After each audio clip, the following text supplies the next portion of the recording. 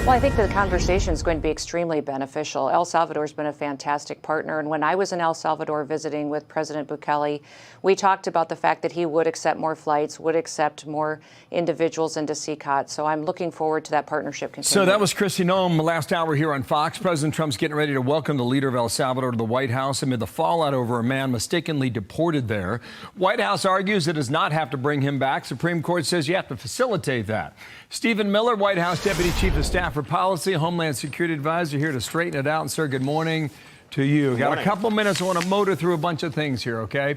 Here's the argument on topic number one. DOJ said a federal court cannot compel the executive branch to engage in any mandated act of diplomacy or incursion upon the sovereignty of another nation. So your argument is that you don't have to bring him back home, but will you?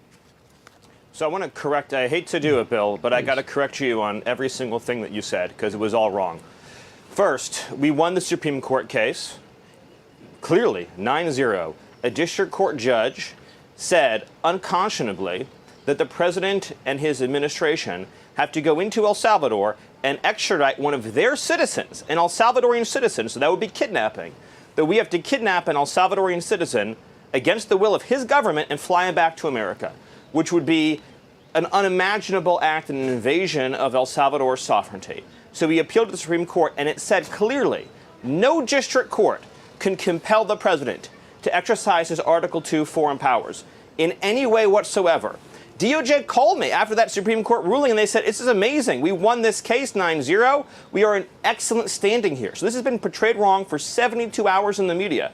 They said the most a court could ever compel you to do would be to facilitate return, which would basically mean if El Salvador voluntarily sends him back, we wouldn't block him at the airport. We would put him back into ICE detention, and then he would be deported either back to El Salvador or somewhere else. The Supreme Court said that is the most the government can be expected to do. So we won the case handily. The misreporting on this has been atrocious. Okay, Secondly, I appreciate he was the not, no, Bill, it's important. He was not mistakenly sent to El Salvador. Okay, so do you still He's believe an illegal he is a alien member of from MS? El Salvador. Hold on, this is important. In 2019, he was ordered deported. He has a final removal order from the United States. These are things that no one disputes. Where is he from? El Salvador. Where is he a resident and citizen of? El Salvador. Is he here illegally? Yes. Does he have a deportation order? Yes. A DOJ lawyer who has since been relieved of duty, a saboteur, a Democrat, put into a filing incorrectly that this was a mistaken removal. It was not. This was the right person sent to the right place. Now, some have said, well, but he had a thing called a withholding order. So a withholding order means you've been ordered deported, but an immigration judge is saying you cannot go back to a particular country. Here's the thing. If you are a member of a foreign terrorist organization, you cannot have a withholding order. Since he's in MS-13, there is no withholding order. Furthermore, the gang that he is accused of being persecuted by doesn't exist anymore in El Salvador. The 18th Street gang is gone. So you have an illegal alien from El Salvador. Bill, where are we supposed to send the illegal alien from El Salvador? You haven't even to allowed what country? me to ask you a question. Are you convinced he is still a member of MS-13? That was your original charge. Yes. But here's the thing, Bill. Yes, but here, not only am I convinced of it, not only is El Salvador convinced of it, Bill, he's an illegal alien from El Salvador with the deportation order. So his only options in life, Bill, his only options in life are to be deported to El Salvador or to be deported to some other country. That's it. He has a deportation order. So, Bill, you tell me, what country should we deport him to? Tell me, please. Tell me. So Marco Rubio on Sunday morning said this. On Saturday night, another 10 criminals from MS-13 and Tren de Aragua, foreign terrorist organizations, arrived in El Salvador. The alliance between the president and president of El Salvador has become an example for security and prosperity in our hemisphere. So I don't know if this comes up today. I imagine it will. Is Gitmo still open?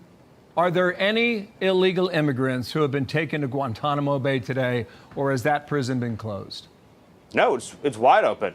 Gitmo is open. There are a number of foreign terrorist aliens that are being housed at Gitmo, awaiting final removal to another destination. But what I want to be very clear on, Can you tell me how many? No, I cannot. That's operationally sensitive information. Dozens or more? It's a large number. The exact number is operationally sensitive to do with military and other considerations relating to the security of those who are there and the security of those who are operating the facility. But I want to be very, very clear about this, Bill. We've been living through a hoax. Nobody was mistakenly sent to El Salvador. He was ordered deported from this country in 2019.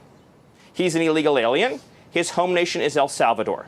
That is where he belongs. An illegal alien from El Salvador gets sent to El Salvador. When you have a withholding order, to be clear, that does not pause your deportation. In other words, in the worst case scenario, it means you get deported to another country. It means you get deported to Africa or get deported to Asia or you get deported to the Middle East. It doesn't mean you don't get deported. Either way, you're detained and deported. But in this case, because the withholding order doesn't apply to members who are of foreign terrorist organizations, that is obviated. By the way, this is an immigration court under the control and direction of the Department of Justice, not an Article 3 court. It's an Article 2 court. Additionally, as I mentioned, the gang, the cross-rival gang that he says was coming after him, so he's an MS-13. He's saying, well, he was going to be persecuted by the 18th Street gang. That gang doesn't exist anymore in El Salvador. What are we supposed to do, Bill? Keep all the world's terrorists on our soil forever? If you're here illegally, you're going to get sent home. So quickly, and I'm sorry to everyone that you've been living through this media hoax. And we won the Supreme Court case. They overturned the ruling of the district court and said clearly that no administration can be compelled to engage in foreign policy to extradite a citizen of another country. I want to squeeze this in. The activists from Columbia University won a case there from a judge saying you can be deported. There'll be an appeals process that could go on for some time. Will Mahmoud Khalil be deported from the United States? Quick answer on that, please. Yes, he will, as will anyone who preaches hate for America. His organization said they wanted to eradicate Western civilization.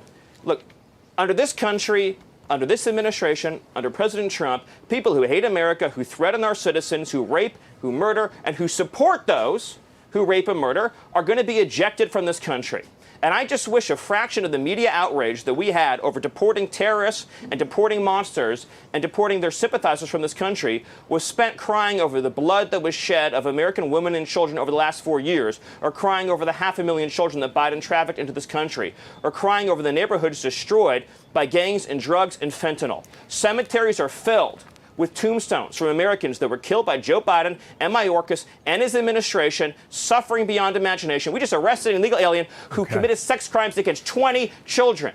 Sex crimes against 20 children freed by a sanctuary city. So I'll reserve my sympathy and my empathy for the Americans being brutalized by these monsters, and we will not apologize for getting these monsters the hell out of our country, Bill. Stephen Miller, thank you for your time. I'm out of time today. We will speak again. Thank you, sir, Thank you. from the North Lawn. I'm Steve Ducey. I'm Brian Kilmeade. And I'm Ainsley Earhart. And click here to subscribe to the Fox News YouTube page to catch our hottest interviews and most compelling analysis.